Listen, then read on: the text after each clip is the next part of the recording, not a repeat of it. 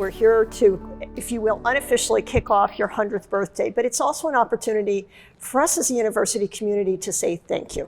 You gave me this wonderful prayer, if you will, or saying by Pedro Arrupe, and it was about falling in love. And the message is, fall in love, stay in love, and it will decide everything.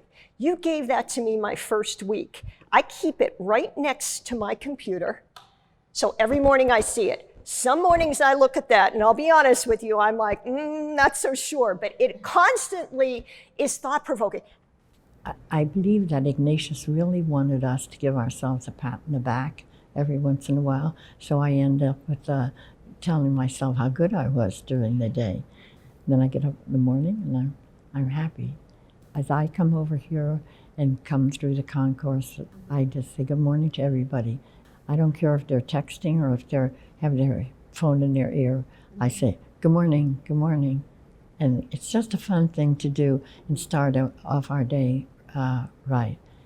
That's being a person for others by just being yourself. God made you the person who you are, so do that. Whether you want to acknowledge it or not, I've broken many glass ceilings in your life doing firsts as a woman. What advice would you give these young women in terms of finding their passion, their calling, and as they embark on this part of their journey?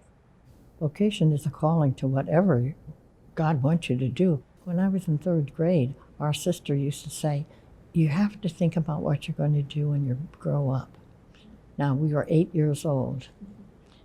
I used to pray every day and say, oh God, please tell me what to do, but tell me you want me to be a BVM sister. So I do tell even our students that, they want to know when I decide I want to be a sister. And I said, well, when I was 8 years old, and then I never changed my mind. So then I won't change my mind now either.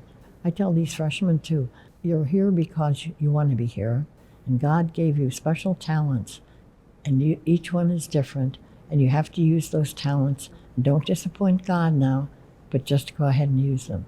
You've been a basketball fan and a coach for many, many, many years. So let's talk a little bit basketball now. To think that we got to the Final Four was just absolutely fabulous. We made people feel good, and so that was important. And it affected people in different ways, that they recognized the goodness of our young men on the court. And you could see that they played with such a passion for basketball and just wanting to win, not wanting to win for win's sake, but just they wanted to win for Loyola, first of all. That was it.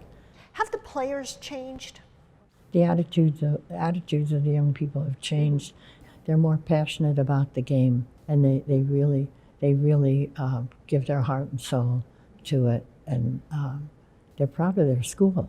I love working with these young people, and I think that's what kept my heart young, not my body young, but kept my heart young all these years. When anyone just hears Sister Jean, there is this instant smile. And I couldn't think of a better, legacy and way to be known as the person who brings a smile to everyone's face just by mentioning your name. We all love you. Thank you. Thank you, Joanne.